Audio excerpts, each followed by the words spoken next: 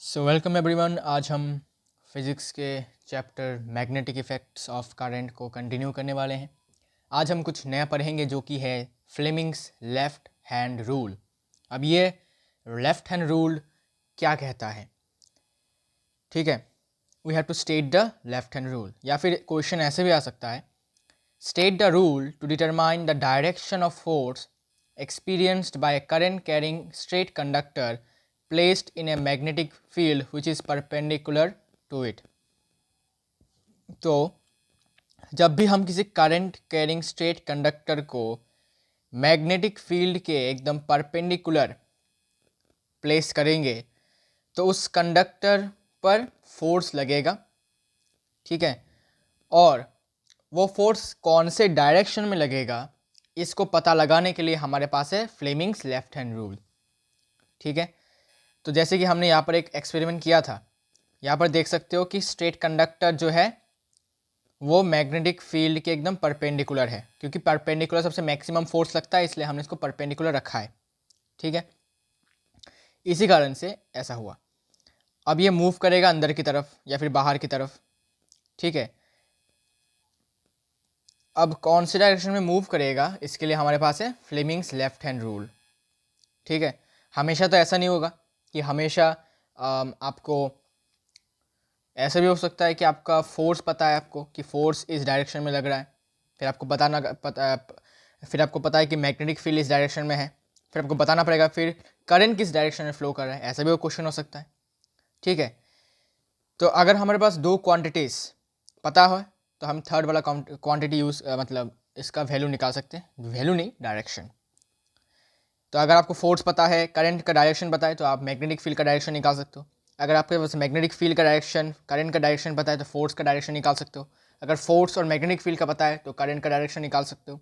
तो Fleming's left hand rule हमें ये कहता है कि फोर्स की दिशा किस तरफ होगा अगर magnetic field is perpendicular to the current, the direction of current. तो देखो क्या कहता है ये, इफ फोर फिंगर मतलब अपना इंडेक्स फिंगर, ठीक है, अपना इंडेक्स फिंगर को फोर फिंगर कहते हैं। Four finger, index finger, sorry, four finger, middle finger and thumb of our left hand are stretched mutually perpendicular in such a way that four finger points। अब यहाँ पर एक बात आता है भाई, ये म्यूचुअली परपेंडिकुलर का मतलब क्या है। म्यूचुअली परपेंडिकुलर मतलब हमारा जो हैंड है उसमें जो फिंगर्स है, एक है अपना थंब है, एक है अपना इंडेक्स फिंगर और इस तरफ है अपना मिडल फिंगर, ठीक है। इस तरफ है अपना मिडल फिंगर, कहा गया इस तरफ अपना मिडल फिंगर है। तो ये तीनों एक दूसरे के परपेंडिकुलर डायरेक्शन में है, मतलब थंब के साथ इंडेक्स फिंगर परपेंडिकुलर है, फिर मिडल फिंगर के साथ अपना इंडेक्स फिंगर मतलब फोर फिंगर परपेंडिकुलर है, फिर अपना मिडल फिंगर के साथ थंब परपेंडिकुलर है। तो तीनों के तीनों आपस में परपेंडिकुलर है, इसको हम कहते हैं म्यूचुअली परपेंडिकुलर। इसको मैं आपको प्रैक्टिकल करके दिखाऊंगा, ठीक है, at the end of the video, okay. अच्छा, और इसको आपको ऐसे पॉइंट करना है, मतलब आपको अपने हाथों के उंगलियों को ऐसे स्ट्रेच करना है जिससे कि आपका जो इंडेक्स फिंगर होगा या फिर फोर फिंगर होगा वो मैग्नेटिक फील्ड के डायरेक्शन की तरफ इशारा करेगा, मतलब पॉइंट करेगा।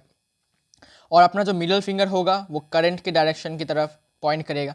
और जो अपना थंब होगा वो किस डायरेक्शन में पॉइंट करेगा, फोर्स के डायरेक्शन पे, मतलब किस डायरेक्शन पे फोर्स लग रहा है उसको ये बताएगा, ठीक है। तो थंब क्या बताएगा, थंब बताएगा, ये थंब है, ये बताएगा फोर्स, ये है इंडेक्स फिंगर, ये बताएगा मैग्नेटिक फील्ड, और ये है अपना मिडल फिंगर जो बताएगा करंट, ठीक है। तो इसको हम कैसे याद रखें, इसको आपको याद ऐसे रखना है कि फादर, मदर, चिल्ड्रेन। अब बोलोगे भाई ये तो आई है, करंट है, चिल्ड्रेन कहाँ से आ गया। फादर से फोर्स, फादर से फोर्स याद रखो, मदर से मैग्नेटिक फील्ड, मदर का जो एम है वहाँ से magnetic field, M F magnetic field, और करंट के सी से चाइल्ड है ना, चाइल्ड या फिर चिल्ड्रेन, चाइल्ड जो है उसके उस सी से आपको याद रखना है करंट। तो father mother children, father mother child या फिर कुछ भी कह सकते हो। तो फादर से फोर्स, मदर से मैग्नेटिक फील्ड और करंट से मतलब चाइल्ड से करंट, ऐसे याद रखना है आपको, ठीक है। तो यही था Fleming's left hand rule, okay. अब ये वाला क्वेश्चन छोड़ दो भाई, ये वाला क्वेश्चन हम प्रैक्टिकली करेंगे, ऐसे तुमको समझ में नहीं आएगा, ठीक है। ये दो क्वेश्चन हम प्रैक्टिकली करेंगे, ये वाला क्वेश्चन और ये वाला क्वेश्चन हम प्रैक्टिकली करेंगे, ठीक है। तो तब तक के लिए हमारा Fleming's left hand rule I hope समझ में आया होगा, अगर नहीं आया तो प्रैक्टिकली समझाने के लिए मैं हूँ, कोई दिक्कत नहीं है। आगे बढ़ते हैं। List 3 sources of magnetic fields. Magnetic field के 3 सोर्स क्या है? तो हो सकता है आपके पास आर्टिफिशियल या फिर नेचुरल मैग्नेट्स हो, उसके अराउंड में मैग्नेटिक फील्ड बन सकता है। इलेक्ट्रोमैग्नेट्स, मतलब सोलिनॉइड के अंदर जब हमने सॉफ्ट आयरन बार को इंट्रोड्यूस किया तो वो बन जाता है इलेक्ट्रोमैग्नेट, मतलब ऐसा मैग्नेट जिसका पावर को हम कंट्रोल कर सकते हैं, ठीक है। उसके मैग्नेटिक फील्ड के स्ट्रेंथ को हम कंट्रोल कर सकते हैं, उसके स्ट्रेंथ को, है ना। और दूसरा एक करंट कैरिंग कंडक्टर, एक करंट कैरिंग कंडक्टर के आसपास भी मैग्नेटिक फील्ड प्रोड्यूस होता है। तो इन तीनों सोर्सेज से हमें मैग्नेटिक फील्ड बन सकता है, ओके। एक है इलेक्ट्रोमैग्नेट, एक है नेचुरल या फिर आर्टिफिशियल मैग्नेट, एक है एक करंट कैरिंग कंडक्टर, ठीक है। अब हम बात करेंगे what is magnetic effect of electric current.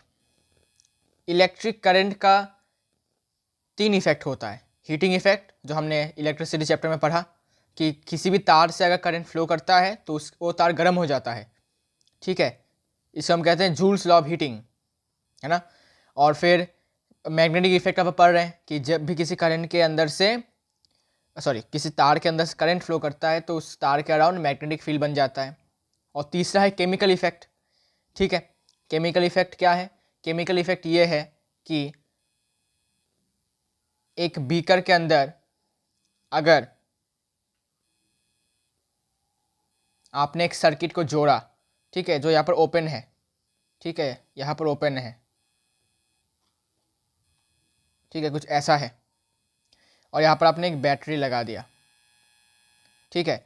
फिर यहाँ पर आपने कुछ इलेक्ट्रोलाइट्स लगा दिया, इलेक्ट्रोलाइट्स डाला, ठीक है, मतलब current carrying solutions, current carrying solutions डालने के बाद आप देखोगे कि यहाँ पर सर्किट ब्रोकन है, यहाँ पर सर्किट ब्रोकन है, फिर भी ये बल्ब जलने लगा, ठीक है। इसे कहते हैं chemical effect of electric current.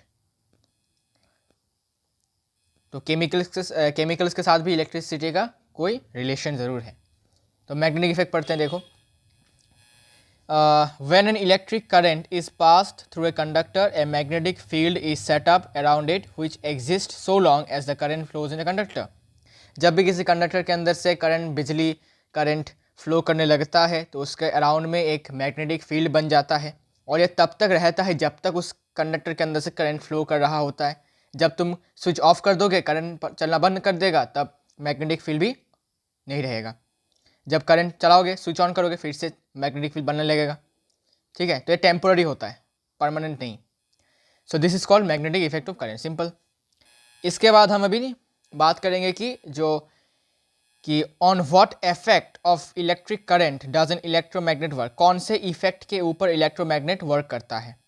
Magnetic effect, या फिर केमिकल इफेक्ट, या फिर heating effect? Obviously it is magnetic effect, ठीक है। मैग्नेटिक इफेक्ट के ऊपर ये चलता है, ठीक है। या फिर ऐसा भी क्वेश्चन आ सकता है ऑन व्हाट प्रिंसिपल, तब भी आपको लिखना है मैग्नेटिक इफेक्ट, ओके। कौन से प्रिंसिपल के ऊपर बेस करके एक इलेक्ट्रोमैग्नेट वर्क करता है। तो नाम में ही मैग्नेट है, इसलिए मैग्नेटिक इफेक्ट के वजह से ये चलता है। क्योंकि अगर मैग्नेटिक इफेक्ट की वजह से नहीं चलता तो हमें इलेक्ट्रोमैग्नेट नाम का कोई चीज़ ही नहीं मिलता, ओके। अब हम कुछ नया पढ़ने वाले हैं इस चैप्टर में, जो कि है डीसी करंट और है एसी करंट। अब ये चीज़ क्या है भाई? ये है हमारे घरों में जो करंट आता है बिजली के तारों से, वो एसी होता है। और जो बैटरी के अंदर से जो करंट फ्लो होता है उसको हम डीसी करंट कहते हैं। अब इनको हम समझेंगे definition wise. So what do you mean by DC current? An electric current whose magnitude is either constant or variable, but the direction of flow in a conductor remains the same. मतलब current का जो flow होगा वो fixed है, लेकिन current का value या तो सेम रह सकता है या फिर चेंज हो सकता है, फ़र्क नहीं पड़ता। लेकिन अगर सपोज ये बैटरी है, बैटरी के ये नेगेटिव पोल है, ये पॉजिटिव है, ठीक है। यहाँ पर एक बल्ब लगा दिया है जो जल रहा है, तो करंट क्या करेगा, करंट यहाँ से शुरू करेगा, पॉजिटिव टर्मिनल से फ्लो करना स्टार्ट करेगा, बैटरी बल्ब के अंदर घुसेगा, घुसने के बाद फिर से सेल के अंदर, बैटरी के अंदर घुस जाएगा। तो यहाँ पर क्या है, करंट का फ्लो यूनिडायरेक्शनल है। तो देखो यहाँ से शुरू हुआ, इस डायरेक्शन में गया, फिर से यहाँ चला गया, फिर से यहाँ से शुरू हुआ, फिर से ऐसे चला गया। तो इसका डायरेक्शन कैसा है, इसका डायरेक्शन है क्लॉकवाइज, ठीक है ना, क्लॉकवाइज डायरेक्शन है। या फिर अगर मैं बैटरी के पोल्स को चेंज कर देता हूँ तो अलग होगा, तो वो एंटी क्लॉकवाइज हो जाएगा। तो डायरेक्शन सेम है, डायरेक्शन सेम है, plus two negative, plus two negative, ठीक है, ये सेम है, डायरेक्शन सेम है। तो डायरेक्ट करंट में डायरेक्शन सेम होता है, ये आपको याद रखना है। फ्लो ऑफ करंट का जो डायरेक्शन होता है वो सेम होता है, ठीक है। The direction of DC remains the same but the magnitude can either be constant और वेरिएबल। मतलब करंट का जो मैग्नीट्यूड है, वैल्यू है, या तो वो घट सकता है, बढ़ सकता है, या फिर कांस्टेंट मतलब सेम रह सकता है, लेकिन डायरेक्शन चेंज नहीं होगा, डायरेक्शन फिक्स्ड रहेगा। अगर डायरेक्शन एंटी क्लॉकवाइज है तो एंटी क्लॉकवाइज ही रहेगा, अगर क्लॉकवाइज है तो क्लॉकवाइज ही रहेगा, चेंज नहीं होगा। इसीलिए इसको कहा जाता है डायरेक्ट करंट। तो यहाँ पर एक ग्राफ दे सकते हो, एक डायग्राम देख सकते हो कि टाइम के साथ साथ जो करंट है उसका देख सकते हो कोई चेंज नहीं है, ठीक है, एकदम parallel to the time axis, okay. तो इसे हम कहते हैं क्या, इसे हम कहते हैं कि ये एकदम फिक्स्ड है, इसका डायरेक्शन चेंज नहीं हो रहा है। लेकिन अगर तुम एसी करंट की बात करते हो तो एसी करंट के बारे में अभी हम पढ़ने वाले हैं। एसी करंट क्या है, alternating current, an electric current whose magnitude changes with time and direction reverses periodically is called alternating current। एक ऐसा इलेक्ट्रिक करंट जिसका मैग्नीट्यूड तो चेंज होता ही रहता है समय के साथ साथ, और उसका डायरेक्शन भी पीरियोडिकली चेंज होता है। पीरियोडिकली मतलब क्या, मतलब 1 सेकंड बाद, 1 सेकंड में 2 बार चेंज हुआ, 2 सेकंड में 4 बार चेंज हुआ, ठीक है, फिर 3 सेकंड में 6 बार। पीरियोडिकल जैसे हमने पेंडुलम देखा था, पेंडुलम का डायरेक्शन देख सकते हो, पहले ऐसे फिर ऐसे, पहले यहाँ से छोड़ा, सपोज इस वाले पॉइंट से छोड़ा, ठीक है, यहाँ से छोड़ा पॉइंट ए से, तो पॉइंट ए से बी में जाएगा, फिर बी से इस वाले पॉइंट पे आएगा, ठीक है। तो इसको हम कहते हैं one period, one time period. One time period मतलब क्या, जितना टाइम लगा एक कंप्लीट ऑसिलेशन होने में, ठीक है। मतलब यहाँ से लेकर यहाँ तक गया, फिर ओ में आया, एक्सट्रीम पोजीशन से मीन पोजीशन में आया, तो इसको हम कहते हैं क्या, बताओ, इसको हम कहते हैं वन टाइम पीरियड। वैसे ही पीरियोडिकली मतलब क्या, एक टाइम पीरियड के बाद डायरेक्शन चेंज होता है। ऐसा नहीं कि हर सेकंड में ऐसा ऐसा हो रहा है, नहीं, 1 सेकंड में ऐसे गया, फिर ऐसे आया, एक कंप्लीट हुआ, ओके। ऐसे गया, फिर ऐसे यहाँ पर आया, ऐसे गया, फिर यहाँ पर आया, फिर एक टाइम पीरियड, ऐसे गया, फिर यहाँ पर एक आया टाइम पीरियड, ऐसे गया, फिर यहाँ पर एक आया, ऐसे गया, फिर ऐसा आया। तो इसको हम कहते हैं पीरियोडिक, पीरियोडिकली डायरेक्शन चेंज होता है। तो यहाँ पर इसका ग्राफ देख सकते हो कि पहले ऊपर गया, फिर नीचे आया, फिर यहाँ पर आके स्टॉप हुआ, तो एक टाइम पीरियड हुआ, फिर ऊपर गया, नीचे आया, फिर एक यहाँ पर स्टॉप हुआ, ये एक टाइम पीरियड हुआ, ठीक है। इसको हम वन साइकिल भी कहते हैं कि क्रेस्ट और ये टर्फ, एक क्रेस्ट और एक टर्फ के कंप्लीट होने पर उसे हम कहते हैं one cycle, one period, one time period, ठीक है। तो देखो यहाँ पे मैंने टी लिखा है, मतलब क्या, यहाँ से लेकर यहाँ तक होने में आपको टी सेकेंड्स लगेंगे, लेकिन यहाँ से लेकर यहाँ तक होने में सिर्फ हाफ टाइम लगेगा, कोई सेकेंड्स हो सकता है, मिनट हो सकता है। तो एसी करंट का डायग्राम कुछ वेव की तरह है, होता है वेव की तरह, ठीक है। इसका डायरेक्शन ऐसा क्यों होता है, बिकॉज वो डायरेक्शन चेंज करता है, पहले इस तरफ गया, फिर नीचे की तरफ गया, ठीक है, पहले ऊपर की तरफ गया, फिर नीचे की तरफ गया, इसे डायरेक्शन बार बार चेंज होता है। तो 1 सेकंड में कितनी बार डायरेक्शन चेंज होता है वो हम लिखेंगे। देखो, तो एसी करंट क्या है? एसी करंट ऐसा करंट है जिसमें मैग्नीट्यूड भी चेंज होता है, ठीक है, और डायरेक्शन पीरियोडिकली रिवर्स होता है, पहले ऊपर फिर नीचे, पहले ऊपर फिर नीचे, ऐसे पीरियोडिकली, ठीक है। तो इसका डायग्राम देख सकते हो। अभी एडवांटेजेस बहुत ज़्यादा है एसी करंट का डीसी करंट से, और वो क्या क्या है आइए देखते हैं। AC can be transmitted to distant places without much loss of electric energy than DC. तो देखो, जब तुम डीसी करंट को पॉइंट ए से लेकर पॉइंट बी तक लेकर जाओगे तो जितना अमाउंट इलेक्ट्रिक एनर्जी वेस्ट होता है, अब इलेक्ट्रिक एनर्जी वेस्ट कैसे होता है? In the form of heat.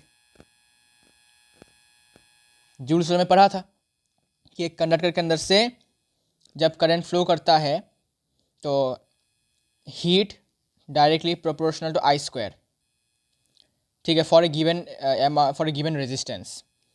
तो कंडक्टर में प्रेजेंट रेजिस्टेंस के वजह से थोड़ा अमाउंट या फिर कैसे तो कभी कभी ज़्यादा अमाउंट में हीट एनर्जी निकलता है।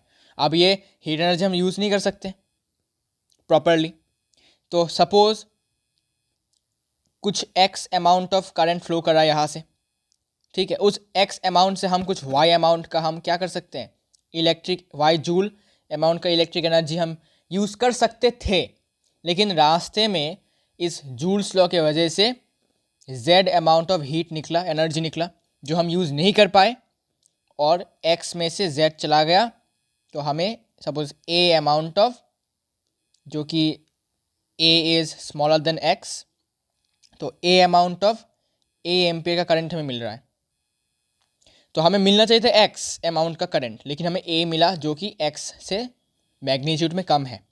तो रास्ते में आते टाइम बहुत मतलब कि बस यू कैन से कि अच्छा अमाउंट ऑफ करंट वेस्ट हो रहा है जो हम प्रॉपरली यूटिलाइज नहीं कर पा रहे।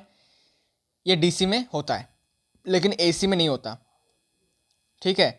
हमारे घर में जो करंट आ रहा है वो बहुत दूर दूर से आ रहा है, ठीक है, बहुत दूर दूर कंट्रीज से आ रहा है, स्टेट से आ रहा है, वो भी लंबे लंबे तारों से, ठीक है। अब एसी का क्या फ़ायदा है कि एसी का बार बार डायरेक्शन चेंज होता है, पहले वो इस तरफ से जा रहा था सपोज, अब वो इस तरफ से जा रहा है, ठीक है।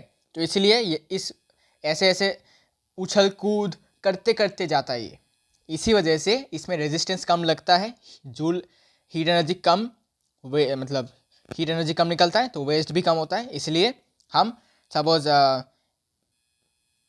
बी अमाउंट ऑफ हमें करंट मिलता है आउट ऑफ एक्स अमाउंट, और ये इस बी का जो वैल्यू है वो ए से ज़्यादा है, ओके, जो हमने आपको बताया था।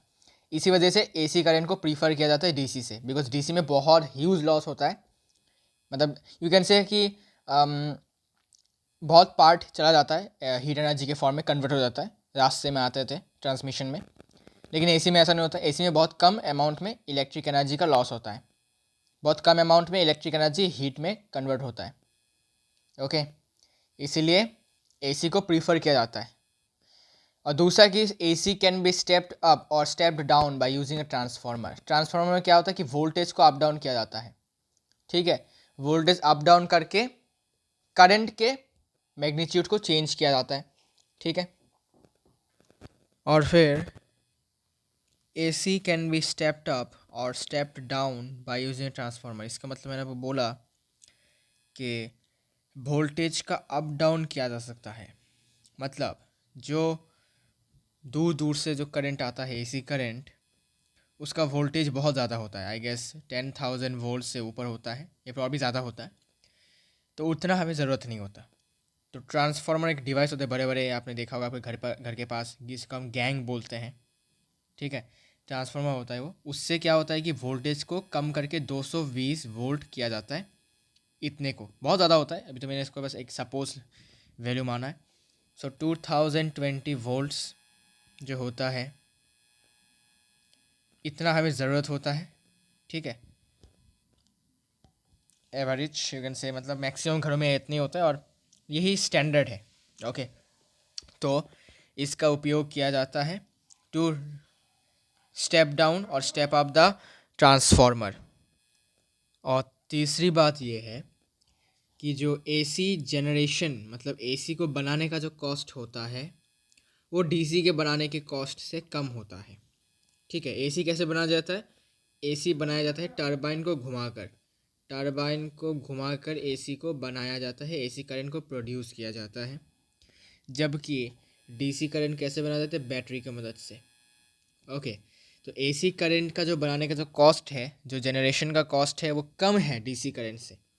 तो ये कुछ एडवांटेजेस है एसी करंट के, जिसके वजह से हम एसी करंट को ज़्यादा प्रीफर करते हैं डीसी करंट से। ओके, तो पहला रीज़न है कि ज़्यादा लॉस नहीं होता एनर्जी का। दूसरा है कि हम वोल्टेज को अप डाउन कर सकते हैं ट्रांसफार्मर के मदद से। और जो जनरेशन का कॉस्ट है, बनाने का कॉस्ट है एसी का, वो कम है डीसी से। तो ये एडवांटेजेस के वजह से हम एसी को ज़्यादा प्रीफर करते हैं डीसी से। ओके, अब देखो यहाँ पर दो ग्राफ्स हैं। इन दो ग्राफ्स को देख के हमें बताना है कि कौन सा किस वाले ग्राफ मतलब किस वाले करंट के ग्राफ्स हैं। तो number 1 question is name the type of current in 2 cases, identify any one source of for each type of this currents and what is the frequency of the current in both cases. और last question is use above graphs to write two differences between the current in 2 cases. Okay, तो number 1 answer क्या होगा? तो जो graph A है उसमें वो direct current का ग्राफ है, और बी नंबर फिगर वो ऑल्टरनेटिंग करंट मतलब एसी करंट का डायग्राम है। तो ये तो बताइए। इसके बाद number 2 question is identify any one source. तो डीसी करंट का सोर्स तो बैटरी होता है और एसी करंट का सोर्स होता है जनरेटर। ठीक है, एसी करंट का सोर्स होता है जनरेटर। क्लियर? इसके बाद थर्ड नंबर क्वेश्चन, ये तो बहुत ईजी क्वेश्चन है। What is the frequency of the current in both cases. यहाँ पर करंट का फ्रीक्वेंसी क्या है और यहाँ पर करंट का फ्रीक्वेंसी क्या है, ये इंपॉर्टेंट है। तो डीसी करंट का फ्रीक्वेंसी ज़ीरो है, डीसी करंट का फ्रीक्वेंसी ज़ीरो है, बिकॉज डीसी करंट में टाइम जो है वो ज़ीरो है, टाइम पीरियड ज़ीरो है, टाइम पीरियड ज़ीरो। अच्छा, टाइम पीरियड ज़ीरो नहीं, सॉरी, टाइम पीरियड, हाँ टाइम पीरियड ज़ीरो है, टाइम पीरियड ज़ीरो है। टाइम और टाइम पीरियड में थोड़ा सा डिफरेंस है। टाइम पीरियड मतलब क्या? टाइम पीरियड मतलब एक ऑसिलेशन को होने में जितना टाइम लगता है उसको हम कहते हैं टाइम पीरियड। ठीक है, तो यहाँ पर कोई ऑसिलेशन आपको दिख रहा है क्या? क्या ये अपना कोई डायरेक्शन चेंज कर रहा है? नहीं, अपना डायरेक्शन फिक्स्ड है। तो डायरेक्शन फिक्स्ड होता है मतलब क्या? क्या ये वेव है? नहीं है। ठीक है, क्या ये एसी की तरह वेव है? नहीं। तो वेव नहीं है तो फ्रीक्वेंसी नहीं है। जब फ्रीक्वेंसी नहीं है तब क्या होगा? फ्रीक्वेंसी नहीं है मतलब क्या? No time period, because frequency के साथ time period direct inversely proportional है। तो अगर फ्रीक्वेंसी का वैल्यू ज़ीरो आ जाता है तो टाइम पीरियड का वैल्यू ऑटोमेटिकली ज़ीरो होगा।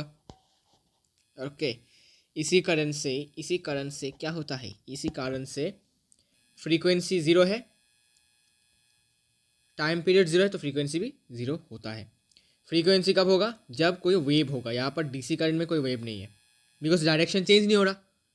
डायरेक्शन चेंज होता तो वेव बनता, डायरेक्शन चेंज नहीं होता तो वेव नहीं बन रहा। इसी कारण से यहाँ पर इसका कोई फ्रीक्वेंसी नहीं है। ओके, सो डीसी करंट में कोई फ्रीक्वेंसी नहीं है, लेकिन एसी करंट में फ्रीक्वेंसी है। क्यों?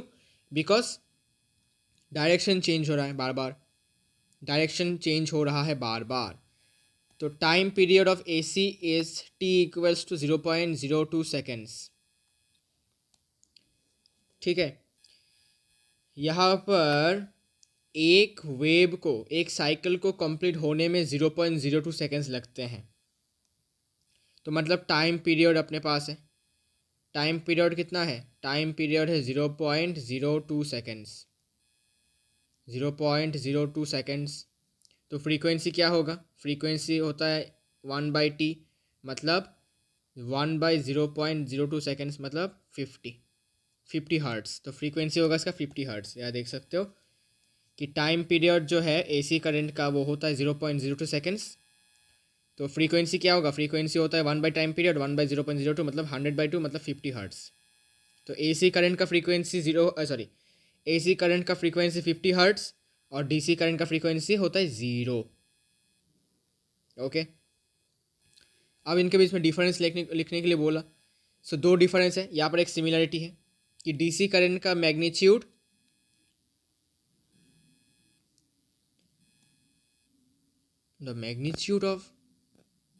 मैग्नीट्यूड तो चेंज होता रहता है एसी और डीसी का दोनों का, ठीक है। तो यहाँ पर कुछ गलत लिख दिया, ओके नो सॉरी।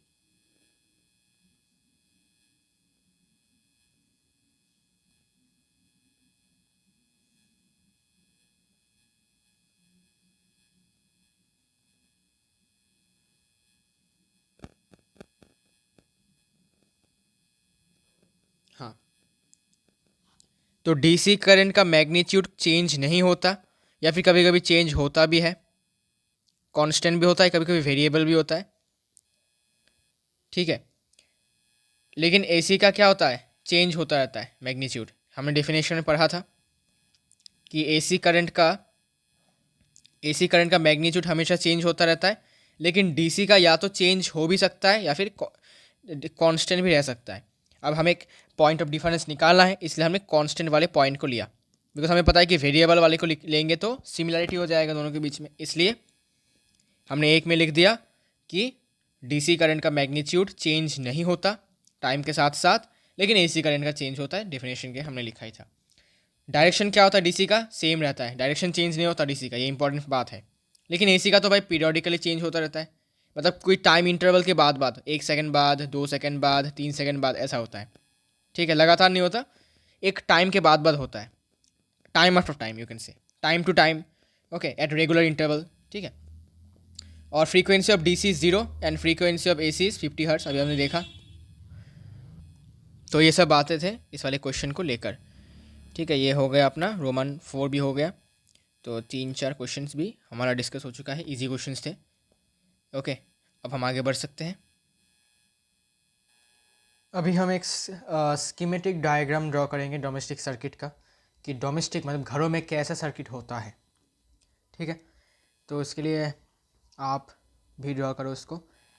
तो देखो, दो वायर्स आते हैं, एक होता है लाइव वायर, ठीक है, और दूसरा होता है नेचुरल वायर या फिर न्यूट्रल वायर, ठीक है। लाइव वायर में करंट होता है और न्यूट्रल वायर से वो करंट वापस लौट जाता है, ओके। तो इसको मैं थोड़ा एल से डिनोट करता हूँ और इसको मैं एन से डिनोट करता हूँ, ठीक है। लाइव वायर और ये है नेचुरल वायर या फिर न्यूट्रल वायर, ओके। अब देखो, यहाँ पर एक मेन फ्यूज़ होता है, यहाँ पर एक मेन फ्यूज़ होता है, जो अगर कभी भी गिवन अमाउंट ऑफ करंट, मतलब एक लिमिट होता है, उससे अगर पार हो जाए तो वो पिघल जाएगा। फ्यूज़ का काम ही ऐसा होता है कि अगर एक सेट लिमिट, ठीक है, जो सेफ होता है करंट अप्लायंसेस के लिए, अगर उससे ज़्यादा करंट फ्लो होने लगे उस सर्किट में, तो वो फ्यूज़ पिघल जाता है, मेल्ट हो जाता है, बर्न हो जाता है, जिससे कि उस वो अप्लायंस, इलेक्ट्रिकल अप्लायंस को कोई डैमेज ना हो। तो यहाँ पर आपका एक फ्यूज़ होता है, ठीक है, ऐसा करके एक फ्यूज़ होता है,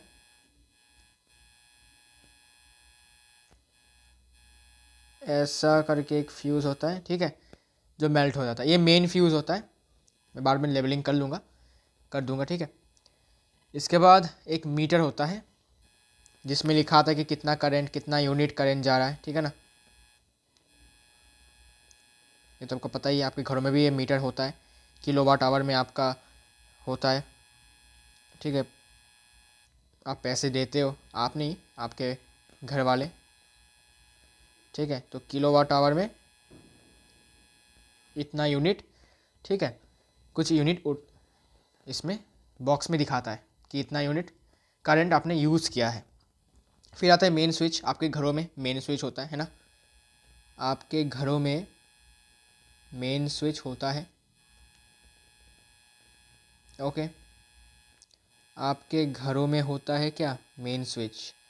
ठीक है, आपके घरों में मेन स्विच होता है। कभी भी अगर शॉर्ट सर्किट हो जाता है तो आपके घर में आपने देखा होगा कि मेन स्विच को ऑफ कर दिया जाता है, जिससे कि जितने भी अप्लायंसेस हैं सब वो एक साथ ऑफ हो जाते हैं। ओके, तो ये मेन स्विच होता है। इसके बाद आता है कंज्यूमर्स फ्यूज़।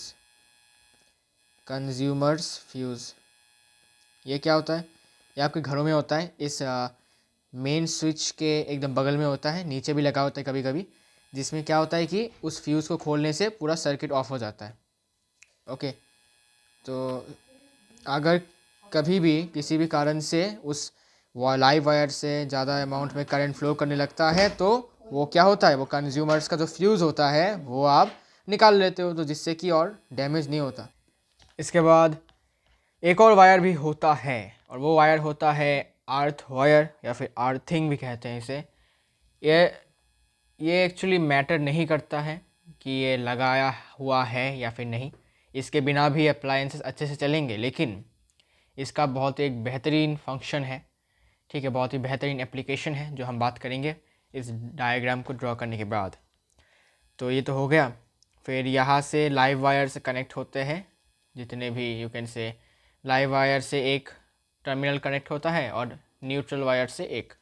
तो सपोज़ बल्ब हो गया, तो घरों में बल्ब ऐसे, इसका मतलब क्या है कि वायर जो है जॉइंट नहीं है, वायर इसके ऊपर से लाया गया है। ठीक है, विदाउट एनी जॉइंट।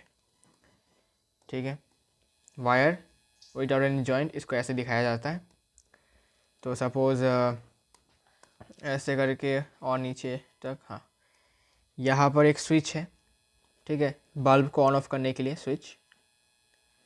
फिर यहाँ से ये न्यूट्रल वायर है, न्यूट्रल वायर में एक और कनेक्ट कर दिया, एक लाइव वायर में कनेक्ट किया, एक न्यूट्रल में कनेक्ट किया, और बीच में यहाँ पर एक बल्ब लगा दिया।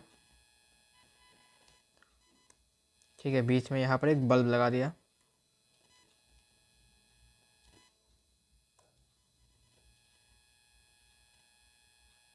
ओके, एक बल्ब लगा दिया ऐसे, और बल्ब को ऑन ऑफ करने के लिए एक स्विच लगा दिया। ठीक है, ऐसे यहाँ पर एक स्विच लगा दिया। ठीक है, तो एक टर्मिनल लाइव वायर से कनेक्टेड है और दूसरा टर्मिनल न्यूट्रल वायर से। ओके, फिर सपोज सॉकेट हो गया जहाँ पर तुम डिफरेंट अप्लायंसेस लगा सकते हो एक साथ। तो लाइव वायर से कनेक्शन किया, यहाँ पर एक स्विच लगा दिया।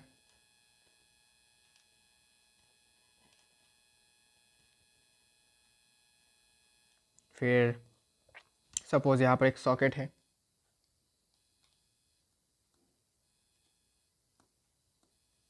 यहाँ पर एक सॉकेट है, देखो कुछ ऐसा सॉकेट है। ठीक है, यहाँ पर एक टर्मिनल, यहाँ पर एक टर्मिनल, और यहाँ पर ऐसा टर्मिनल।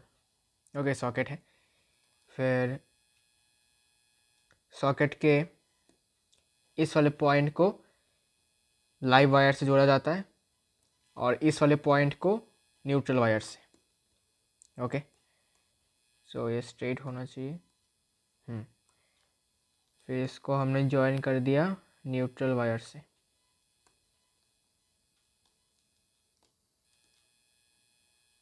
Like this. और फिर एक और वायर से भी इसको कनेक्ट किया जाता है जिसको हम कहते हैं अर्थ वायर या फिर अर्थिंग। तो हमने एक और वायर लाया, ठीक है, और सॉकेट के इस वाले पॉइंट को कनेक्ट किया जाता है। और वेट, पहले इसको हम एक स्ट्रेट लाइन में तब्दील कर लेते हैं। तो सॉकेट के 3 पॉइंट्स होते हैं, एक पॉइंट को लाइव वायर से, एक पॉइंट को न्यूट्रल से, और तीसरे पॉइंट को अर्थ वायर से जोड़ा जाता है। तो अब देखो, अब ये अर्थ वायर कहा जाता है, ये अर्थ वायर कनेक्ट होता है जाकर अपने इस वाले स्विच बॉक्स के पास। ठीक है, स्विच बॉक्स से कनेक्ट होता है ये। ठीक है, स्विच बॉक्स से, फिर इस वाले मीटर से भी कनेक्ट होकर ये ज़मीन के अंदर चला जाता है। अब ज़मीन के अंदर जाने का क्या राज है, बिकॉज ज़मीन के अंदर जाने से क्या होगा कि अगर किसी भी तरीके का अगर शॉर्ट सर्किट हो जाता है, सर्किट के मतलब इस वाले सर्किट में शॉर्ट सर्किट अगर हो जाता है तो जो करंट एक्सेस करंट होता है वो ज़मीन के अंदर चला जाता है। जो एक्सेस करंट है वो ज़मीन के अंदर चला जाता है। ओके, एंड इससे क्या होता है कि जो अप्लायंसेस होते हैं उसमें उस पर कोई डैमेज नहीं होता। जो जितना भी करंट होता है एक्सेस वो ज़मीन के अंदर चला जाता है। तो यहाँ पर कुछ ऐसा, ठीक है। तो ये ज़मीन है, तो ज़मीन के अंदर वो, इसको हम कहते हैं अर्थिंग लगाते हैं, ठीक है, जिससे कि अप्लायंसेस सेफ रहे। ओके, लाइक दिस, ऐसे कुछ लगाया जाता है, ठीक है, क्लियर। तो अर्थ वायर का बहुत रोल अच्छा, मतलब बहुत ही इम्पोर्टेंट रोल है in preventing damage to electric appliances in case of a short circuit, ठीक है। अब हम इसको लेवलिंग करेंगे अच्छे से। देखो लेवलिंग कैसे करना है, देखो बहुत ही आराम से लेवलिंग करना है इसको।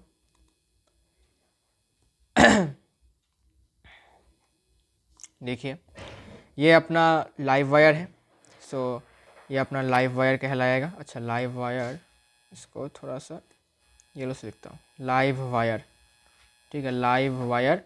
और ये है नेचुरल वायर या फिर neutral wire, neutral wire, okay, कुछ भी बुला सकते हो। और ये है अपना मेन फ्यूज़, मेन फ्यूज़। और ये क्या है, ये है मीटर का बक्सा, meter box, okay, meter box. इसके बाद ये है मेन स्विच, मेन स्विच। और ये है कंज्यूमर स्विच।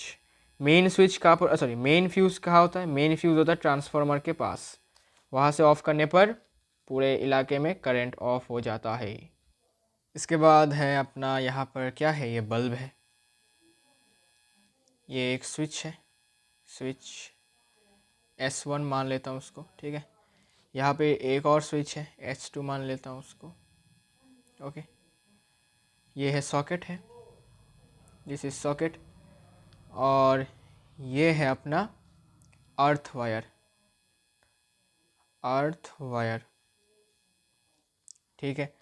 और इसको कहा जाता है अर्थ कनेक्शन, धरती के साथ कनेक्शन, जिससे कि अप्लायंसेस में कोई डैमेज देखने को ना मिले।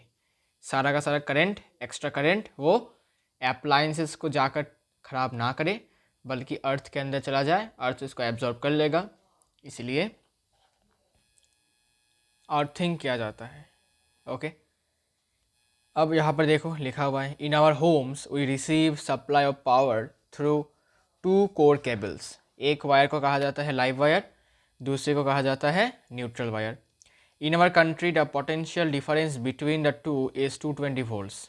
हमारे देश में इन दो वायर्स के बीच में जो पोटेंशियल डिफरेंस है वो 220 वोल्ट्स है, मतलब वोल्टेज है 220 वोल्ट्स, ठीक है, स्टैंडर्ड है ये। And the wires from supply line pass into an electricity meter through a main fuse. Through the main switch, they are connected to the line wires in the house. ठीक है। इसके बाद the earth wire is usually connected to a metal plate deep in the earth near the house. ठीक है, ये जो earth wire होता है ये ज़मीन के अंदर बहुत डीप में एक मेटल प्लेट कॉपर का होता है, ठीक है, मेरे घर में भी है, सबके घर में होता है वो, मैंने देखा है कैसे बनाते हैं कॉपर वायर, फिर क्या पता नहीं क्या नमक वमक डालते हैं, पानी डालते हैं उसमें, ठीक है।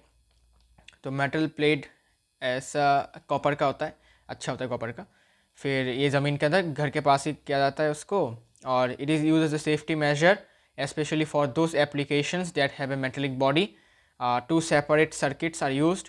अच्छा, अर्थ वायर को एक्चुअली वो मेटेलिक बॉडी वाले जितने भी अप्लायंसेस है उसमें यूज़ किया जाता है, बिकॉज सपोज पहले मेरे घर पे ऐसा नहीं था, ठीक है, अर्थिंग, तो मेरे CPU जो था वो मेटेलिक जो बॉडी पार्ट था उसको छूने पर करंट शॉक लगता था मुझे, ठीक है। ऐसा क्यों, बिकॉज जो करंट लीक होता था, ठीक है, करंट कुछ अमाउंट में लीक भी होता है, वो करंट सर्किट में लीक हो जाता है और वो मेटल में आके, metal is a good conductor, तो मेटल के अंदर छूने पर हमें शॉक लगता था, ओके।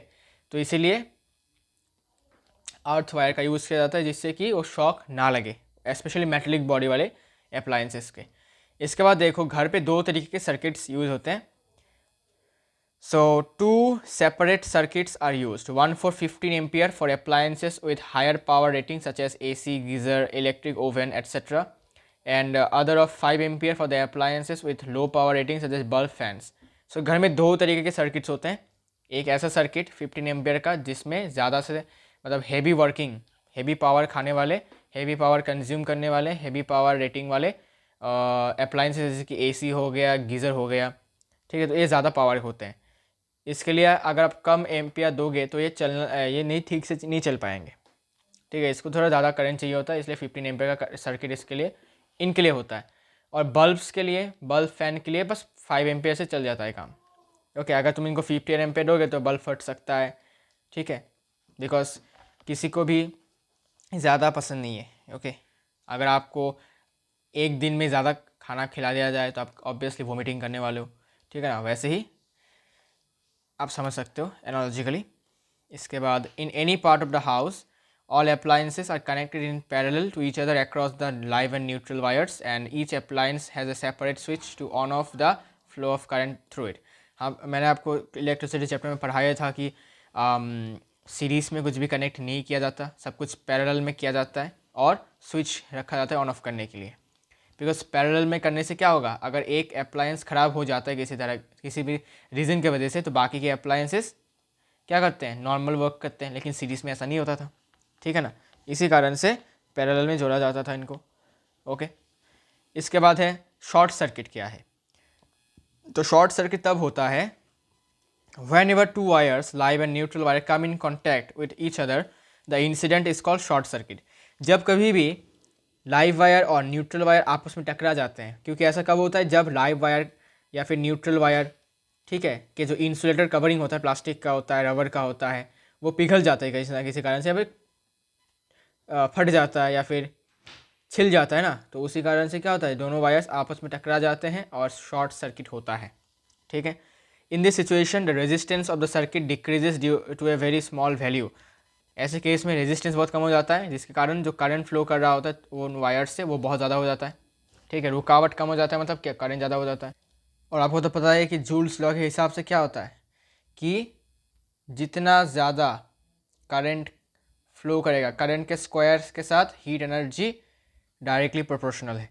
तो करंट बढ़ेगा मतलब क्या, ज़्यादा हीट प्रोड्यूस होगा। तो ये क्या होता है, heats the wires to a very high temperature and a fire may be started. इतना गर्म हो जाता है वायर कि वायर पिघल जाता है। ऐसा हो भी सकता है कि आग लग सकता है, ठीक है, क्योंकि वायर गर्म होने से क्या होगा, उसका जो कवरिंग होता है, प्लास्टिक का कवरिंग, उसमें आग लग जाएगा। लगने के बाद पूरा सर्किट में आग लग सकता है, ठीक है। तो बहुत खतरनाक चीज़ हो सकता है, शॉर्ट सर्किट हो सकता है, ठीक है। अच्छा, तो ये कभी ट्राई मत करना घर पे, ठीक है, ज़्यादा खतरों के खिलाड़ी बनने की ज़रूरत नहीं है। ओके, इसके बाद देखो what is the function of an earth wire. अब हम बात करेंगे अर्थ वायर या फिर अर्थिंग का क्या फंक्शन होता है। Why it is necessary to earth the metallic appliances. Sometimes the insulation of live wire is torn and due to this the live wire touches the metallic body of the appliance and this causes the flow of current in metallic body. This current flows to the earth through the earth wire and does not harm the user of the appliances. तो कभी कभी क्या होता है, जो live wire का जो insulator होता है, इंसुलेटिंग पार्ट होता है, इंसुलेशन होता है, इलास्टिक हो सकता है, रबर हो सकता है, वो छिल जाता है किसी का ना किसी कारण से, ठीक है। पुराना हो गया तो छिल जाता है ना, या फिर किसी ना किसी कारण से नष्ट हो सकता है, डैमेज हो सकता है, कुछ भी रीज़न हो सकता है, ठीक है। इससे क्या होता है, जो लाइव वायर होता है ना, वो मेटेलिक पार्ट को वो टच कर लेता है, ठीक है। Metallic part of the appliance को टच करता है। अब मेटल है, कंडक्टर है, तो इलेक्ट्रिसिटी पास करेगा। तो जब भी आप उसको छूओगे तो आपको करंट शॉक लगेगा, ठीक है। This causes the flow of current in the metallic body and this current flows to the earth through the earth wire and does not harm the user of the appliances. अब यही current क्या करता है, जो earth wire होता है, यही current ये उस करंट को लेकर जाता है और धरती के अंदर इसको लेकर आता है। भाई तू जहाँ वहाँ, तो वहाँ खुश रहे, या अपने यूज़र को तंग मत कर, ठीक है। तो सिंपल सी बात है, सिंपल सा ये फंडा है, ठीक है, कि अर्थ वायर इसको क्या करता है कि अप्लायंस को भी ख़राब होने से बचा सकता है और यूज़र को भी, मतलब जो चला रहा है उसको, यूज़ कर रहा है. Therefore, to prevent the user getting an electric shock due to leakage of electric current to a metallic body, earth wire must always be used. ठीक है, जिससे कि यूज़र को कोई इलेक्ट्रिक शॉक ना लगे, इसलिए इसका बहुत ही बेहतरीन इंपॉर्टेंट रोल है. फिर देखो what is the rule of fuse. Fuse के बारे में हमने इलेक्ट्रिसिटी चैप्टर में पढ़ लिया था थोड़ा बहुत. तो फ्यूज़ क्या होता है देखो. Fuse is a safety device having a short length of a thin wire made of tin lead alloy. तो एक छोटा सा वायर होता है, थिन होता है, बहुत पतला होता है. ठीक है, रेजिस्टेंस बहुत ज़्यादा होता है इसमें, बिकॉज थिन वायर मतलब क्या, एरिया ऑफ क्रॉस सेक्शन बहुत कम, इसका मतलब रेजिस्टेंस बहुत ज़्यादा. ठीक है, अच्छा. इसके बाद टिन लेड एलॉय है. एलॉय मतलब क्या, जिसका रेजिस्टिविटी थोड़ा ज़्यादा होता है मेटल से, तो रो ज़्यादा है. ठीक है, एलॉय का रो ज़्यादा है तो रेजिस्टेंस भी ज़्यादा होगा. It has a lower melting point and high resistivity. As I said, resistivity ज़्यादा होगा और मेल्टिंग पॉइंट कम होगा. ओके, बिकॉज टीन लेड है. Okay okay. तो fuse wire melts and breaks the circuit if the current exceeds a safe value. This saves costly electric appliances from damage. तो fuse wire क्या होता है, melt हो जाता है और बर्न या फिर ब्रेक करता है जब भी सर्किट के अंदर से जो करंट का लेवल होता है वो बढ़ जाता है. जितना लिमिट सेट होता है, सपोज स्पीड लिमिट है 30 किलोमीटर पर आवर, अगर कोई 40 किलोमीटर पर आवर से चलाता है तो पुलिस उसको पकड़ लेता है. Okay, just like that. और भी ज़्यादा होगा आई गेस, मैंने इसको कम ही बोल दिया. And this saves costly electric appliances from damage. ये डैमेज होने से बचाता है, बिकॉज देखो मैंने अभी बोला, सपोज आप खा सकते हो 1 kg 2 kg खा सकते हो आप मैक्सिमम. अगर आपको 5 kg खिलाया जाए एक दिन में तो आप क्या करोगे, वोमिटिंग करोगे, आप खा नहीं पाओगे. वैसे ही इस वाले अप्लायंस को चाहिए suppose 1 ampere current 2 ampere current, आप इसको 10 एम्पेयर दे रहे हो तो कैसे चलेगा, ये ख़राब हो जाएगा. और इसी खराबी को प्रिवेंट करने के लिए, बचाने के लिए हमारे पास फ्यूज़ चाचा हैं जो खुद सेक्रीफाइस होकर भी, सेक्रीफाइस करके खुद को दूसरों को बचाते हैं. कैसे, मेल्ट होकर, ब्रेक होकर. तो ये फ्यूज़ का काम होता है. Why should A fuse with defined rating not be replaced by one with a larger rating. Suppose तुम्हारे सर्किट में सपोज कुछ अप्लायंस लगे हुए हैं, तो सपोज उनको चाहिए 5 एम्पेयर का करंट. ठीक है, तो तुमने क्या किया, तुमने थोड़ा सा चालाकी किया, तुमने थोड़ा सा ओवर स्मार्ट गिरी किया. तो तुमने क्या किया कि 5 एम्पेयर का करंट है, इसलिए तुमने 5 एम्पेयर का फ्यूज़ लगवाया था. ठीक है, तुम्हारे डैड ने लगाया था कोई जो. तुमने क्या किया, इसको चेंज करके तुमने 15 एम्पेयर का फ्यूज़ लगा दिया. ठीक है, अपने आप को थोड़ा सा ज़्यादा फिजिशियन मानते लगे आप. ठीक है ना, ज़्यादा फिजिक्स पढ़ के थोड़ा महान ज्ञानी बन गए आप, है ना. तो आपने लगाया, इसके बाद देखा कि आपका फ़ैन चलना बंद कर दिया, आपका टीवी चलना बंद कर दिया. तो बोलोगे भाई ऐसा क्यों हो रहा है, फ्यूज़ भी ठीक ठाक है, फ्यूज़ तो पिघला भी नहीं. अगर पिघला होता तो समझ जाता कि भाई करंट ज़्यादा पास कर रहा है. तो गलती कहाँ पर किया, गलती यहाँ पर किया कि पहले तो लिमिट सेट था 5 एम्पेयर का, कि अप्लायंसेस को चाहिए 5 एम्पेयर करंट, और तुम भी उसको लिमिट सेट करो कि भाई 5 एम्पेयर से ज़्यादा करंट फ्लो नहीं करना चाहिए सर्किट से. अब तुमने क्या किया, उस लिमिट को तोड़ के 15 एम्पेयर कर दिया. तो अप्लायंस को क्या लगेगा, अप्लायंस जो पहले 5 एम्पेयर तक करंट वो ले रहे थे जितना उनको चाहिए था, अब सर्किट में क्योंकि कोई रोकने वाला नहीं है, कोई पुलिस नहीं है. ठीक है, पुलिस कब रोकेगा, जब आपका स्पीड कुछ इतना होगा, है ना. सपोज अभी पुलिस आपको 100 किलोमीटर पर आवर स्पीड होने के बाद पकड़ेगा, लेकिन आपका तो 60 किलोमीटर पर आवर में एक्सीडेंट हो गया. ठीक है ना, तो ऐसा कुछ हाल है. तो इस अप्लायंस का 5 एम्पेयर को चाहिए था, लेकिन अभी करंट गया सर्किट से 10 एम्पेयर का, तो ऑब्वियसली ज़्यादा है, तो अप्लायंस ख़राब हो गया. लेकिन फ्यूज़ पिघला नहीं, बिकॉज फ्यूज़ ने क्या कहा, फ्यूज़ का काम है कि भाई जब तक 15 एम्पेयर से ज़्यादा करंट फ्लो नहीं करेगा सर्किट में, तब तक मैं पिघलूँगा नहीं, ख़राब नहीं होऊंगा, मुझे फ़र्क नहीं पड़ता कि भाई किसको कितना मिल रहा है. ठीक है ना. तो भाई ये तो बोलेगा कि भाई मेरे को तो बस 5 ही एम्पेयर चाहिए था, मुझे 10 एम्पेयर मिल गया. ठीक है, तो मैं तो ख़राब हो गया. लेकिन ये फ्यूज़ बोला मैं तो अपना काम कर रहा हूँ, मुझे लगा 15 एम्पेयर से ज़्यादा नहीं जब तक आएगा तब तक मैं पिघलूँगा नहीं. ये तो 10 एम्पेयर है, 15 से कम है, तो मैं क्यों पिघलूँगा. ठीक है, मुझे देख कर कोई फ़ायदा नहीं कि तेरा क्या हाल हो गया. ठीक है, तो जस्ट लाइक दैट.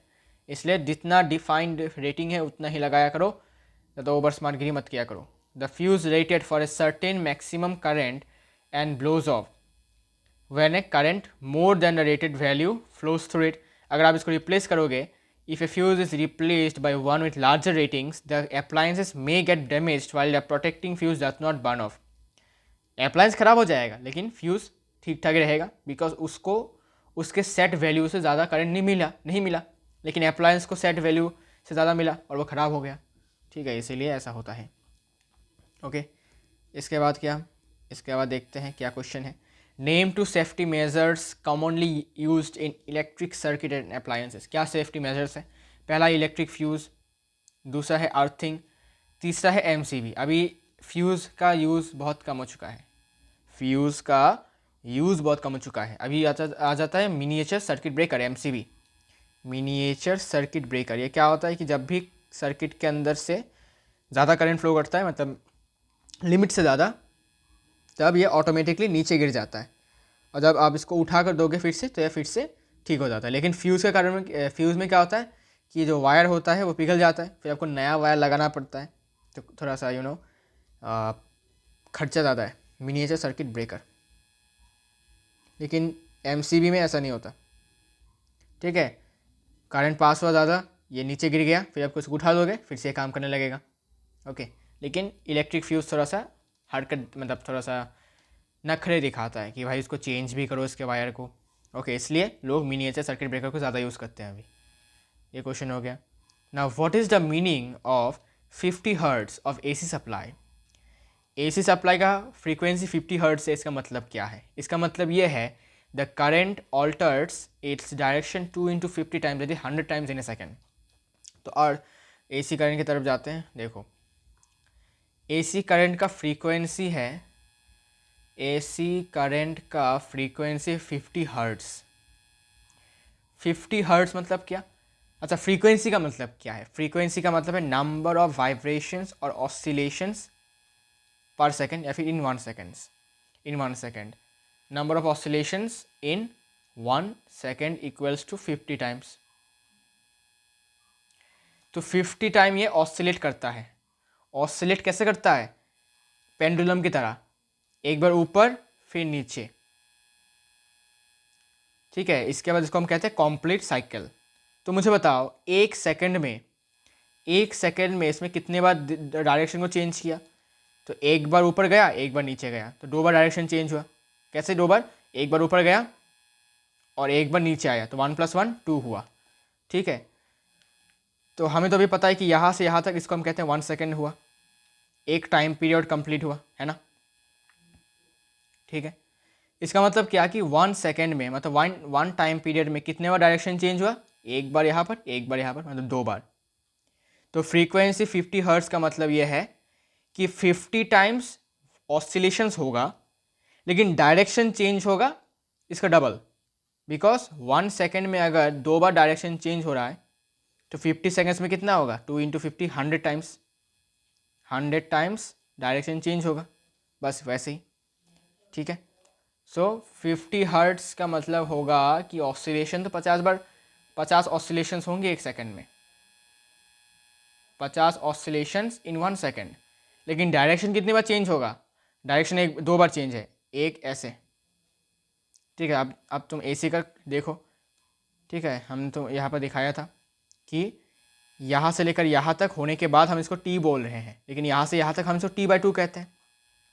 तो टी होने तक कितना बार डायरेक्शन चेंज हुआ? एक ऐसा, 2 बार। सो एक सेकंड होने पर, एक सेकंड होने तक कितने बार डायरेक्शन चेंज हुआ? 2 बार। इसलिए फ्रीक्वेंसी 50 हर्ट्ज है, लेकिन डायरेक्शन में चेंज 100 बार होगा, इसका double. So what is the meaning of 50 hertz of AC supply? It means the current alters is direction 100 times in A second. एक सेकेंड में 100 टाइम्स अपना डायरेक्शन चेंज करेगा। ठीक है,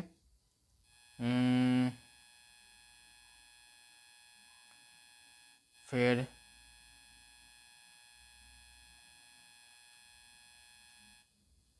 what is the difference between 2 circuits used in house hold electricity? तो house hold electricity में 2 circuit use होते हैं। एक है 15 एम्पियर का, जिसका यूज़ होता है फॉर हायर पावर अप्लायंसेस, जैसे कि एसी, गीज़र, एयर कंडीशनर, मतलब एसी, गीज़र, इलेक्ट्रिक ओवन। और एक है 5 एम्पियर का, जिसका यूज़ होता है लो पावर अप्लायंसेस, जिसको लो पावर चाहिए, कम पावर, कम करंट चाहिए, मतलब जैसे कि बल्ब हो गया, फ़ैन हो गया, टेलीविज़न हो गया, इन सबको कम पावर की ज़रूरत होती है तो इनको 5 एम्पेयर के सॉकेट में लगाया जाता है, और जिनको ज़्यादा चाहिए उनको 15 एम्पेयर में लगाया जाता है। बस इतना ही, इसको हम पहले भी पढ़ चुके हैं। What is the frequency of direct current? Direct current का फ्रीक्वेंसी क्या है? 0 है, पता है हमें। Explain what is overloading in an electric supply and how can you avoid overloading. या फिर एक क्वेश्चन ऐसा आ सकता है, what precaution should be taken to avoid overloading of domestic electric circuit. Overloading का क्या मतलब है, क्या चक्कर है भाई ओवरलोडिंग का? ओवरलोडिंग तब होता है जब every electric supply has a capacity to bear a maximum load, that is the power. Sometimes the number of appliances which are switched on at the same time have the power more than the capacity of the line. It is called overloading. मतलब क्या, simple example से समझाता हूँ। Suppose तुम एक दिन में तुम 5 से लेकर 6 घंटे पढ़ सकते हो मैक्सिमम, फिर तुम्हारा दिमाग ख़राब हो जाता है और कंसंट्रेट तुम नहीं कर पाते हो और तुम्हारा मन नहीं बैठता। तो अगर तुम उसी 5 to 6 आवर्स की जगह पर अगर तुम 11 से 12 घंटे पढ़ते हो तो क्या होगा? ऐसा हो सकता है कि तुम्हारा दिमाग और चलेगा भी नहीं, तुम्हें हो सकता है तुम्हारा ब्रेन स्ट्रोक भी हो सकता है तुम्हारा, या फिर हो सकता है तुम्हारा दिमाग और मतलब इतना दर्द होगा तुमको हेडेक आएगा, तुम्हारा बुखार हो सकता है हेडेक से। तो बहुत सारे प्रॉब्लम्स झेलना तुमको पड़ेगा अगर तुम अपने पावर, अपने कैपेसिटी के बियॉन्ड जाके काम करोगे तो। ओके, तुम्हारा कैपेसिटी है, तुम्हारा पावर है, इतना तक पढ़ना है, इतना घंटे पढ़ना। तुम्हारे पावर से ज़्यादा तुम्हारे औकात के बाहर पढ़ने जाओगे तो तुमको क्या मिलेगा? तुमको हेडेक होगा, ब्रेन में दर्द होगा, ब्रेन स्ट्रोक भी हो सकता है। ठीक है, तो वैसे ही अगर तुम एक सर्किट में, सपोज तुम्हारा यहाँ पर एक सॉकेट है, ठीक है, यहाँ पर एक सॉकेट है, ऐसे करके सॉकेट है, ठीक है ना। तो तुमने यहाँ पर क्या किया, तुमने यहाँ से एसी लगा दिया, यहाँ से तुमने गीज़र लगा दिया, यहाँ पे तुमने इलेक्ट्रिक ओवन को लगा दिया, यहाँ पर तुमने माइक्रोवेव लगा दिया, और सबको तुमने एक ही बार में ओपन किया, मतलब ऑन किया। तो क्या होगा, ये जो सॉकेट है ये और नहीं चलेगा। ठीक है, ये चल नहीं पाएगा, ख़राब हो जाएगा। ठीक है, जैसे तुम्हारा दिमाग ख़राब हो जाएगा वैसे ही। ठीक है, इसको हम कहते हैं ओवरलोडिंग। ठीक है, ये तो आप ज़्यादा बेहतर समझोगे अभी। मतलब जितना उसका पावर था कि भाई मैक्सिमम 2 हाई पावर अप्लायंसेस को चला पाना एक ही वक्त पर। ठीक है, एक ही वक्त पर। ओके, तो हाई पावर अप्लायंसेस चला पाना सिर्फ 2, तुमने लगा दिया 4 उसमें, फिर सबको एक ही वक्त पर ऑन कर दिया। ठीक है, तो ख़राब होगा, एमसीबी गिर जाएगा। ठीक है, घरों में अगर देखा होगा कि जब तुम एसी और गीज़र को एक साथ ऑन करते हो तो हो सकता है तुम्हारे घर में एमसीबी गिर जाता होगा। तो तुमको क्या चाहिए, तुमको 3 फेज़ लाइन चाहिए होता है। 3 फेज़ मतलब क्या, 2 लाइव वायर होगा और एक न्यूट्रल वायर होगा, जिससे कि थोड़ा सा ओवरलोडिंग से, यू कैन से कि ओवरलोडिंग कम हो जाता है। ठीक है, तो इसको अभी ओवरकम कैसे करें, इसको अवॉइड कैसे करें? To avoid overloading of domestic electric circuit, we have to follow the 2 steps या फिर 2 precautions. We should not connect too many electric appliances to a single socket. एक सिंगल सॉकेट में ज़्यादा हाई पावर इलेक्ट्रिक अप्लायंसेस, मतलब ज़्यादा से ज़्यादा electric appliances connect ना करें। ठीक है, मैक्सिमम 2-3, इससे ज़्यादा नहीं। इसके बाद domestic circuit should be divided in different sections having its own fuse in series. Suppose यहाँ पर एक सॉकेट है, यहाँ पर एक सेक्शन है, यहाँ पर एक सॉकेट के साथ एक फ्यूज़ लगा दिया गया, एक और सॉकेट के साथ यहाँ पर फ्यूज़ लगा गया। ठीक है, जिससे क्या होगा कि यहाँ पर अगर किसी भी कारण से ज़्यादा करंट फ्लो करेगा तो सर्किट टूट जाएगा, जिससे कि ओवरलोडिंग होने के चांसेस कम हो जाते हैं। अभी ओवरलोडिंग होता क्यों है? अच्छा, फ्यूज़ क्यों गिरता है, एमसीबी क्यों गिरता है, फ्यूज़ क्यों मेल्ट होता है, ये रीज़न क्या है भाई? ज़रा सोचो, सॉकेट ने 4 हाई पावर अप्लायंसेस लगाया, एसी, गीज़र, ओवन, फिर अपना क्या लगा सकते हैं भाई इसको, और अच्छा रुको, सपोज अच्छा माइक्रोवेव। ठीक है, ओवन और माइक्रोवेव तो आई गेस सेम ही है, अच्छा कोई बात नहीं, ठीक है, 2 लगा दे, कोई बात नहीं। तो सबको तुमने ओपन स्विच ऑन किया, इसका मतलब क्या, अभी इसको भी कुछ करंट चाहिए होगा, कुछ एम्पेयर करंट चाहिए होगा, इसको भी कुछ ज़्यादा एम्पेयर करंट चाहिए होगा, इसको भी कुछ ज़्यादा चाहिए होगा। ठीक है, इसको भी कुछ ज़्यादा चाहिए होगा, हाँ ऐसे। तो सोचो कि पहले इस सॉकेट को सिर्फ और सिर्फ 15 एम्पियर का करंट चाहिए था, ठीक है। तो 15 एम्पियर का करंट जो आ रहा था लाइव वायर से, वहाँ पर एक फ्यूज़ लगा था, ठीक है। जो 15 एम्पियर से ज़्यादा होगा तो पिघल जाएगा, ओके। तो 15 एम्पियर तक आया तो कोई दिक्कत नहीं है। फिर तुमने क्या किया, तुमने लगा दिया इसमें अभी जो एसी वेसी जो बोला मैंने, तुमने लगा दिया एसी, गीज़र एट्सेट्रा एट्सेट्रा। तो एसी को भी थोड़ा ज़्यादा एम्पियर करंट चाहिए होगा चलने के लिए ठीक ठाक, गीज़र को भी चाहिए होगा ज़्यादा एम्पियर, ओवन को भी चाहिए होगा, माइक्रोवेव को चाहिए होगा। तो सॉकेट को क्या चाहिए, सॉकेट को अभी इन सबको क्या करना है, ठीक से चलाना है। तो वो क्या करेगा, वो 15 एम्पियर से ज़्यादा करंट को क्या करेगा, खींचेगा अपनी तरफ कि भाई आ जाओ भाई, मुझे हेल्प चाहिए, मुझे इन सबको अच्छे से वर्क करवाना है, चलाना है ठीक से। तो उस लाइव वायर से अभी 15 एम्पियर के जगह पर सपोज 25 एम्पियर आ गया या फिर 20 एम्पियर ही आ गया। लेकिन भाई फ्यूज़ चाचा खड़े हैं यहाँ पर, फ्यूज़ चाचा बोलेंगे अरे भाई तुम्हारा मैं दुख समझता हूँ, लेकिन भाई मुझको सेट ही ऐसा किया गया है कि 15 से ज़्यादा होगा तो मैं पिघल जाऊँगा। तो वो फ्यूज़ क्या करेगा, वो फ्यूज़ पिघल जाएगा, मतलब एमसीबी गिर जाएगा। तो इसको हम कहते हैं ओवरलोडिंग, ठीक है। मतलब सॉकेट सबका हेल्प करना चाहता था, लेकिन फ्यूज़ के वजह से फ्यूज़ मेल्ट हो जाएगा, बिकॉज सर्किट से ज़्यादा करंट फ्लो करेगा। मतलब क्या, ऐसा हो सकता है लाइव वायर पिघल भी सकता है, लाइव वायर डैमेज हो सकता है, ठीक है। So it is called overloading. और इसको प्रिवेंट करने के कुछ तरीके आपको मैंने बताए। फिर देखो, we use power supply of 2 different rating at our homes, why. Same question है कि एक 5 एम्पियर का, एक 15 एम्पियर का। We use 2 lines of circuit rating, current rating, one of 5 ampere and another is 15 ampere in our household, because different appliances have different power rating. So they draw different amount of current from the main supply, and some appliances such as AC, geysers, electric oven etc. draw heavy current. They are connected in 15 ampere rating circuit, and bulbs, TV, fans work on a small current, so they are connected in 15 ampere rating circuit. Okay, simple है ये। Question बहुत important question है, बहुत बार आ चुका है, यहाँ पर भी आया था, यहाँ पर भी आया था, फिर इस वाले डोमेस्टिक सर्किट में भी आया था, ठीक है। तो ये बहुत इंपॉर्टेंट क्वेश्चन है, इसको स्किप मत करो, ठीक है। ओके ओके, अब देखो, a current carrying straight conductor is placed east to west direction, what will be the direction force experienced by this conductor due to earth's magnetic field, and how will this force get affected on reversing the direction of flow of current on doubling the magnitude of current. तो अगर आप एक straight conductor के अंदर से current flow करवाओगे और वो करंट फ्लो कर रहा है ईस्ट टू वेस्ट डायरेक्शन में, तो अर्थ के मैग्नेटिक फील्ड के वजह से जो फोर्स लगेगा उस कंडक्टर पे, वो कौन से डायरेक्शन पे लगेगा, और ये फोर्स कैसे अफेक्ट होगा अगर तुम उस फ्लो ऑफ करंट को के डायरेक्शन को उल्टा कर देते हो, रिवर्स कर देते हो, और या फिर दूसरा क्वेश्चन है कि मैग्नीट्यूड ऑफ करंट को तुम डबल कर देते हो, ठीक है। तो क्वेश्चन ये है कि करंट का जो डायरेक्शन है वो है ईस्ट टू वेस्ट, मतलब ईस्ट ये है, वेस्ट ये है, तो इस तरफ करंट जा रहा है, ये करंट का डायरेक्शन है। So as where as the direction of earth's magnetic field is from geographical south to geographical north. आपको ने बताया था कि मैग्नेटिक फील्ड का डायरेक्शन क्या है, मैग्नेटिक फील्ड का डायरेक्शन है geographical north, sorry geographical south, मतलब यहाँ से लेकर यहाँ तक, ऐसे geographical south to geographical north. क्यों, बिकॉज जियोग्राफिकल नॉर्थ में है मैग्नेटिक साउथ, और क्या बोलते हैं इसको, हाँ जियोग्राफिकल साउथ में है मैग्नेटिक नॉर्थ।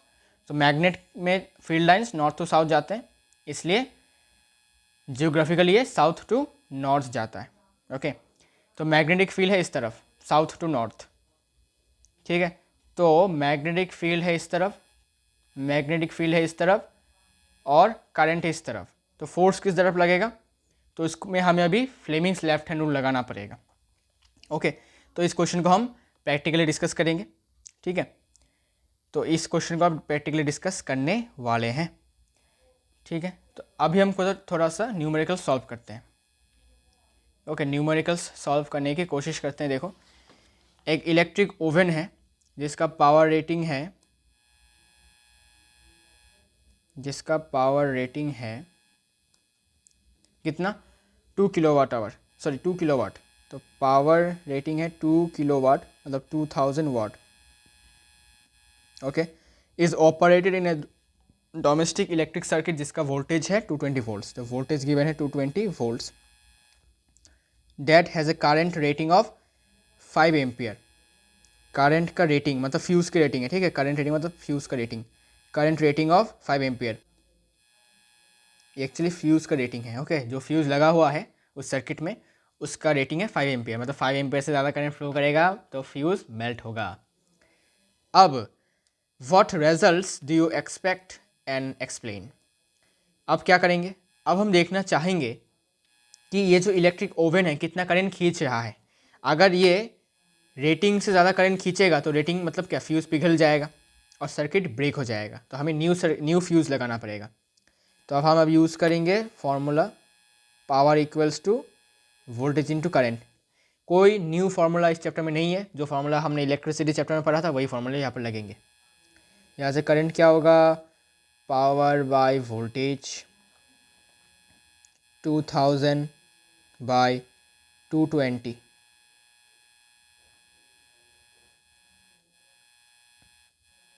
हंड्रेड बाय 11,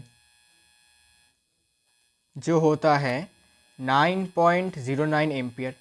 तो गौर से देखो, ये जो ओवन है ये उस मेन सप्लाई से 9.09 एम्पियर का करंट खींच रहा है, लेकिन फ्यूज़ का रेटिंग है 5 एम्पियर। तो फ्यूज़ क्या करेगा, देखेगा कि भाई अपने सर्किट से तो भाई इतना करंट मतलब मेरे लिमिट से ज़्यादा करंट जा रहा है तो मैं पिघल जाऊँगा। तो क्या होगा, since the current drawn by the oven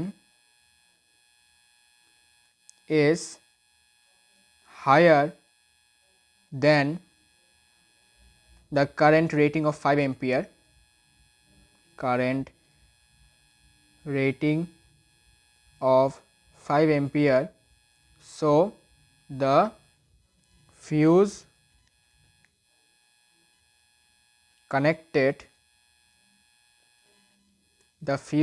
connected will break and melt, leading to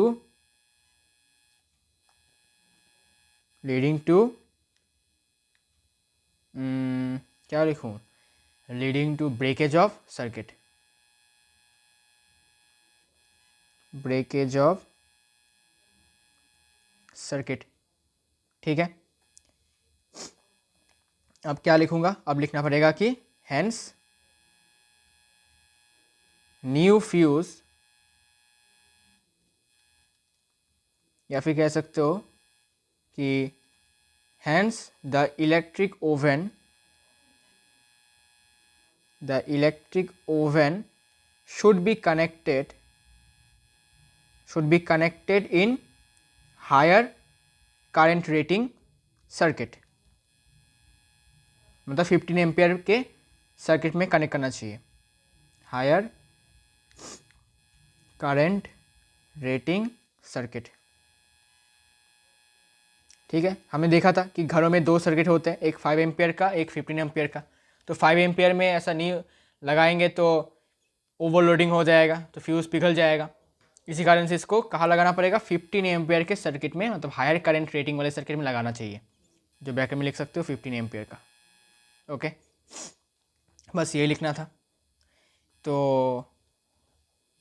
आज के लिए इतना ही, ठीक है। ये वाला क्वेश्चन हम नेक्स्ट वीडियो में करेंगे, और इस वीडियो के एंड में हम आपको फ्लेमिंग्स के लेफ्ट हैंड रूल के बारे में दिखाएंगे, और ये वाला क्वेश्चन हम प्रैक्टिकली समझाऊंगा मैं, ठीक है, कि डायरेक्शन के बदलने से क्या होगा। वैसे आपको पता ही है कि जब भी करंट का मैग्नीट्यूड डबल करूँगा तो क्या होगा, तो फोर्स बढ़ जाएगा, the magnitude of force will be double, ये तो आपको पता ही है, ये फैक्टर्स पे आपने पढ़ा था, तो इसको हम एक्सप्लेन करने का कोई ज़रूरत भी नहीं है, क्योंकि कुछ फैक्टर्स हैं, स्ट्रेंथ ऑफ द करंट, फिर direction, sorry strength of the current होगा, फिर आपका लेंथ ऑफ द कंडक्टर, और फिर आपका यू कैन से कि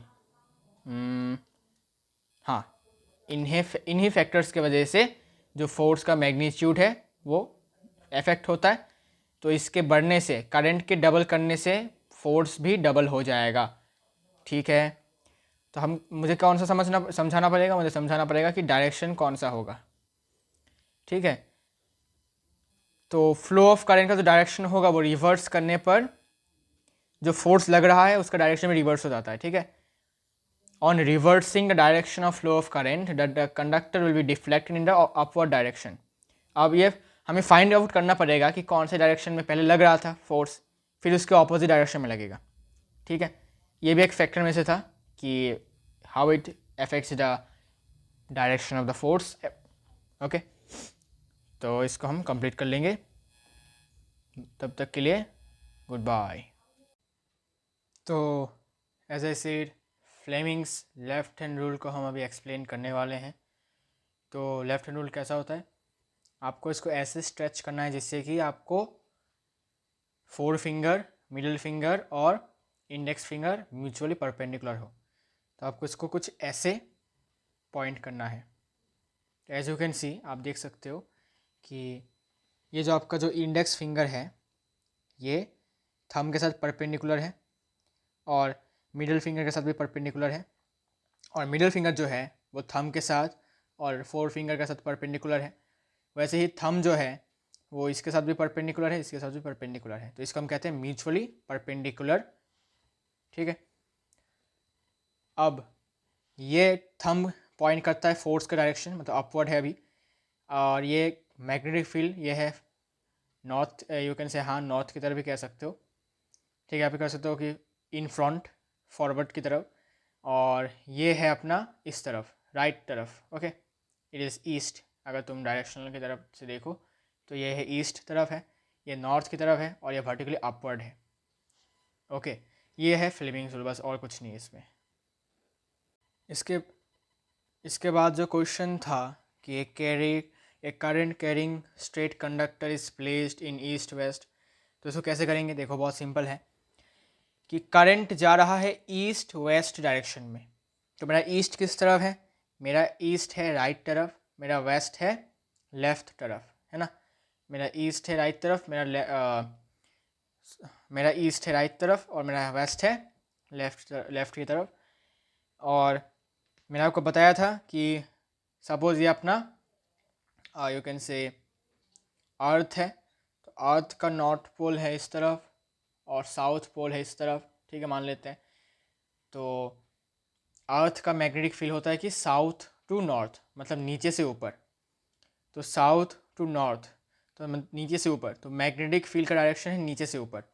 और करंट का डायरेक्शन है किस तरफ, करंट का डायरेक्शन है ईस्ट टू वेस्ट। कैसे करेंगे, तो सबसे पहले करंट का डायरेक्शन हम सेट करते हैं। तो ये force, father mother children, force, magnetic field, current. Okay, तो करंट बोला है कि ईस्ट टू वेस्ट, मतलब उल्टा करना पड़ेगा हाथों को कुछ ऐसे। ठीक है, कुछ ऐसे आपको देखने में थोड़ा सा प्रॉब्लम हो सकता है, कुछ ऐसे। ओके, जिसमें कि आपका कुछ ऐसा डायरेक्शन होगा। ठीक है, करंट देखो, करंट किस तरफ जा रहा है, मिडिल फिंगर किस तरफ जा रहा है, देखो right to left, east to west जा रहा है। ओके, इसके बाद क्या बोला, मैग्नेटिक फील्ड कैसे जा रहा है, मैग्नेटिक फील्ड जा रहा है कैसे, नीचे से ऊपर। तो मैग्नेटिक फील्ड जाएगा कुछ ऐसे, मैग्नेटिक फील्ड जाएगा नीचे से ऊपर, साउथ टू नॉर्थ, ऐसे ऐसे जाएगा साउथ टू नॉर्थ, सीधा सीधा। ठीक है, सीधा, क्योंकि नॉर्थ, अगर आप नॉर्थ को देखो तो नॉर्थ ऐसा है, साउथ आप हो, नॉर्थ इस तरफ जा रहा है और साउथ आपकी तरफ आ रहा है। तो साउथ अगर आप मेरे तरफ आ रहा है तो मैग्नेटिक फील्ड जा रहा है साउथ टू नॉर्थ, मतलब मेरे से दूर जा रहा है, मतलब मुझे से दूर जा रहा है। तो कुछ ऐसा होगा इसका फ्लेमिंग्स लेफ्ट हैंड रूल, कि मैग्नेटिक फील्ड, ये जो फिंगर है ये इस तरफ जाएगा, क्योंकि साउथ है मेरी तरफ, नॉर्थ है इस तरफ, तो इस तरफ जाएगा। तो और करंट है इस तरफ, करंट जाएगा इस तरफ। तो आपको कुछ ऐसा अपना हाथों का पोजीशन बना लेना है, और थंब किस तरफ पॉइंट कर रहा है, डाउनवर्ड्स। तो फोर्स लगेगा किस तरफ, डाउनवर्ड्स। ओके, अब बोला है कि करंट का क्या बोला, डायरेक्शन चेंज कर दो। तो करंट का डायरेक्शन चेंज कर दो, सिंपल है। करंट पहले ईस्ट टू वेस्ट जा रहा था, अभी वेस्ट टू ईस्ट कर दो तो उल्टा हो जाएगा हाथ, ऐसे हो जाएगा। अब देखो वेस्ट टू ईस्ट जा रहा है करंट और मैग्नेटिक फील्ड अभी भी नॉर्थ की तरफ ही है, तो फोर्स किस तरफ लग रहा है? अपवर्ड्स, तो रिवर्स हो गया। पहले लग रहा था फोर्स डाउनवर्ड्स, अभी फोर्स लग रहा है ऊपर। ठीक है, यही था ये वाला क्वेश्चन। ठीक है।